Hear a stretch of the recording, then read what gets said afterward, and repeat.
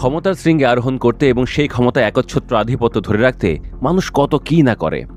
Saudi আরবের বর্তমান crown prince Mohammed বিন সালমান তারই জলজল দৃষ্টান্ত। কিভাবে তিনি রাজতন্ত্রের সবচেয়ে ক্ষমতাধর ব্যক্তি হয়ে উঠলেন, সে রাজনৈতিক উত্থান ও কৌশলের এক বিবরণ উঠে এসেছে আন্তর্জাতিক নানা পর্যবেক্ষণ ও লেখকদের বিশ্লেষণে। 2015 সালে বাদশাহ সালমান ক্ষমতায় আসার পর তার পুত্র মোহাম্মদ বিন সালমানকে প্রতিরক্ষা মন্ত্রী এবং ডেপুটি ক্রাউন প্রিন্স হিসেবে নিযুক্ত করেন। মাত্র 29 বছর বয়সী এই প্রিন্সের সম্পর্কে সে সময় পর্যন্ত আন্তর্জাতিক পর্যায়ে খুব কমই জানা ছিল। তবে ক্রমেই বাবার দ্বাররক্ষক হিসেবে নিজেকে প্রতিষ্ঠিত করেন এমবিএস। লেখক ডেভিড বি ওটাওয়ের মতে তিনি তার বাবাকে পরিবারের অন্য সদস্যদের থেকে আলাদা করে দেন, এমনকি মায়ের সঙ্গেও বাদশাহের দেখা হওয়া বন্ধ করে দেন।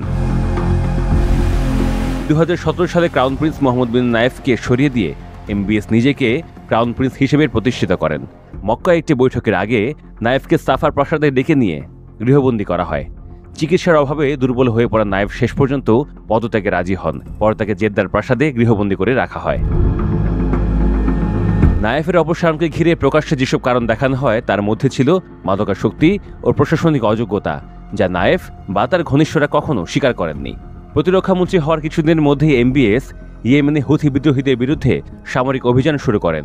প্রথমে এই পদক্ষেপকে সাহসী বলে প্রশংসা করা হলেও পরে তা সৌদি আরবের কূটনৈতিক ব্যর্থতার প্রতীক হিসেবে দেখা হয়, যেখানে হাজার হাজার বেসামরিক প্রাণহানি ঘটে।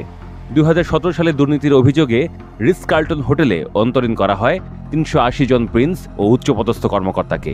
জরিমানা ও সম্পদ ফেরত দিয়ে তারা মুক্তি পান। একই বছর সৌদি সফরকালে লেবাননের প্রধানমন্ত্রী সাদ হারিরিকেও পদত্যাগে বাধ্য করা হয় বলে অভিযোগ ওঠে। বিশ্বব্যাপী সম্প্রচারিত ওই বিবৃতি পাঠের সময় তার অনিচ্ছার ইঙ্গিত সুস্পষ্ট ছিল। যদিও নারীদের গাড়ি চালানোর অধিকার এবং ড্রেস কোড শিথিল করার মতো সংস্কারের পদক্ষেপ নিয়েছেন এমবিএস, তবে মানবাধিকার সংগঠনগুলোর মতে ওসব উদ্যোগ ছিল অর্থনৈতিক প্রয়োজনে, প্রকৃত স্বাধীনতা নিশ্চিতের জন্য নয়। হিউম্যান রাইটস ওয়াচ ও committee for the protection of জার্নালিস্টের মতে সৌদিতে শত শত মানুষ বিচার ছাড়াই বন্দী আছেন। 2019 সালে প্রায় 1000 নাগরিকের ওপর ভ্রমণ নিষেধাজ্ঞা জারি করা হয়। রাজপরিবারের মধ্যে সুরা বা পরামর্শের ঐতিহ্যবাহী সংস্কৃতির কার্যত অবসান ঘটিয়েছেন এমবিএস। এখন প্রায় সব সিদ্ধান্তই নেওয়া হয় তার একক নির্দেশে। ক্রাউন প্রিন্স হওয়ার আগেই তিনি $50 কোটি কেনেন 440 ফুট লম্বা একটি ইয়ট। আবার $45 কোটি লিওনার্দো দা ভিঞ্চির একটি চিত্রকর্ম কেনা নিয়ে বিতর্কে জড়ান তিনি। ওই চিত্রকর্ম পরে তার ইয়টে প্রদর্শিত হয়, যদিও তিনি বলেছিলেন সেটি আবুধাবির জাদুঘরে দেওয়া হবে।